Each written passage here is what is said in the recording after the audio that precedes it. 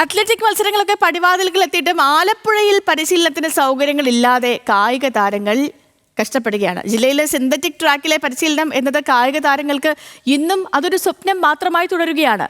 അന്തർദേശീയ തലത്തിലേക്ക് അടക്കം താരങ്ങളെ സമ്മാനിച്ച ജില്ലയിൽ സ്റ്റേഡിയം നിർമ്മാണം ഇതുവരെയും ആരംഭിക്കാൻ അധികൃതർക്ക് സാധിച്ചിട്ടില്ല.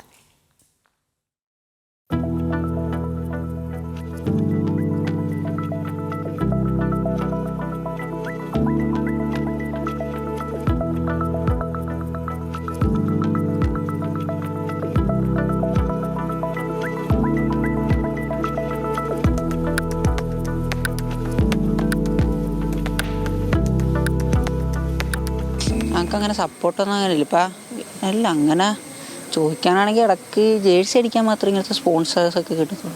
ഞാൻ എൻ്റെ വാപ്പ ഒരു കൂലിപ്പണിക്കാരനാണ്. അപ്പം ആ ഒരു മിഡിൽ ക്ലാസ് ഫാമിലിയോട് അധികം കാശൊന്നും ഞാൻ ചിലവാക്കത്തില്ല.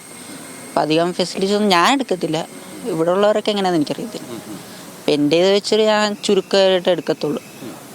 വീട്ടുകാരുടെ ബുദ്ധിമുട്ടനുസരിച്ച് കാശനുസരിച്ച് ഞാൻ എടുക്കത്തുള്ളൂ. പിന്നെ ഇവിടെ വർക്കൗട്ട് ചെയ്യിപ്പിക്കുന്ന സാറ് നമ്മളെ നല്ലപോലെ ഏൽപ്പിക്കുന്നുണ്ട്. ഉള്ള ഫെസിലിറ്റീസ് വെച്ചിട്ടാണെങ്കിലും നമ്മളെ കഷ്ടപ്പെട്ട് ചെയ്യിപ്പിച്ചാൽ നമുക്ക് സ്റ്റേറ്റ് വരെയെങ്കിലും എത്തിപ്പെടാൻ പറ്റും. വലിയ സ്വപ്നങ്ങളിലേക്കുള്ള തയ്യാറെടുപ്പുകളാണിത്.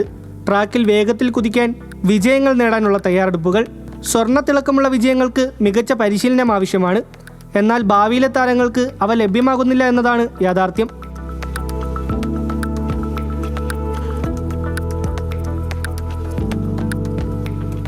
മത്സരത്തിനൊക്കെ ചിലപ്പോൾ കാണാൻ പോകാറുണ്ടായിരുന്നു. അപ്പം അങ്ങനെ കണ്ടുകൊണ്ട് ഇറങ്ങാൻ തോന്നിയത്. സ്കൂളിൽ വെച്ച് മത്സരം ഇറങ്ങിയത്. ഇപ്പോൾ നന്നായിട്ട് തോന്നുന്നു. സ്കൂൾസിൻ്റെ അമച്ചറിൻ്റെ ഒക്കെ ഡിസ്ട്രിക്റ്റൊക്കെ അതിനുള്ള പ്രാക്ടീസാണ് ഇപ്പോൾ നടക്കുന്നത്. നന്നായിട്ട് തോന്നുന്നു. രാവിലെയും വൈകിട്ടും ഉണ്ട് പ്രാക്ടീസ്. ഇവിടെ ട്രാക്ക് ഇവിടെ ഗ്രൗണ്ട് ലെവലല്ലാത്തതുകൊണ്ട് തന്നെ അങ്ങോട്ട് സിന്തറ്റിക്കിലോട്ട് പോകുമ്പോൾ നല്ല പ്രശ്നമാകാറുണ്ട്. അപ്പം ഇവിടെ ലെവലല്ലല്ലോ, അപ്പം മസിലും കാലൊക്കെ പ്രശ്നമാകാറുണ്ട്. കഴിഞ്ഞ തവണ സ്കൂൾ കായികമേളയിലെ വേഗറാണി ശ്രേയ പരിശീലനം നടത്തിയതും ഇവിടെ തന്നെ. അന്ന് മെഡൽ നേടിയ ശേഷം ശ്രേയയുടെ പ്രതികരണത്തിൽ ആദ്യമായാണ് സിന്തറ്റിക് ട്രാക്കിൽ ഓടുന്നതെന്ന് പറഞ്ഞപ്പോൾ എല്ലാവരും അത്ഭുതപ്പെട്ടു.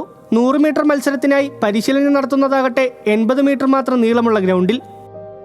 മഡ് ഗ്രൗണ്ടിലും സിന്തറ്റിക്കിലും ചെയ്യുന്നത് രണ്ടും വേറെയാണ്. രണ്ടും ഭയങ്കര വ്യത്യാസമുണ്ട്. ട്രാക്ക് ഇല്ലാത്തതുകൊണ്ടാണ് നമ്മൾ മഡിൽ ചെയ്ത് പ്രാക്ടീസ് ചെയ്യുന്നത്. പിന്നെ നമ്മൾ ഇടയ്ക്കിടയ്ക്ക് പാലയിൽ പോകാറുണ്ടായിരുന്നു. അങ്ങനെയാണ് സിന്തറ്റിക്കിലോട്ട് പ്രാക്ടീസായിട്ട് വന്നത്.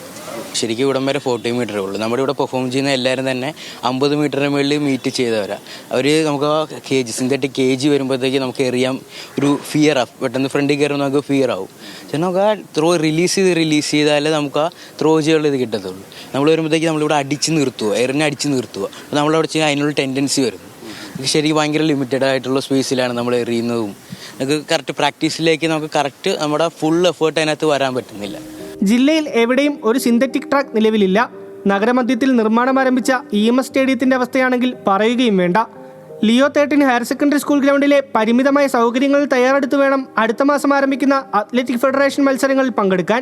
കേരളത്തിലെ ഒരു നല്ലൊരു കളി മൈതാനമില്ലാത്ത ഒരു സ്ഥലം ആലപ്പുഴ ജില്ലയാണ്.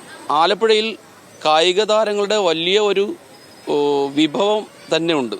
പക്ഷേ അവർക്ക് പരിശീലിക്കാൻ ഒരു സംവിധാനമില്ല എന്നുള്ളതാണ് ഏറ്റവും വലിയൊരു വലിയ ഖേദകരമായ അവസ്ഥ. ന്യൂസ് മലയാളം, ആലപ്പുഴ.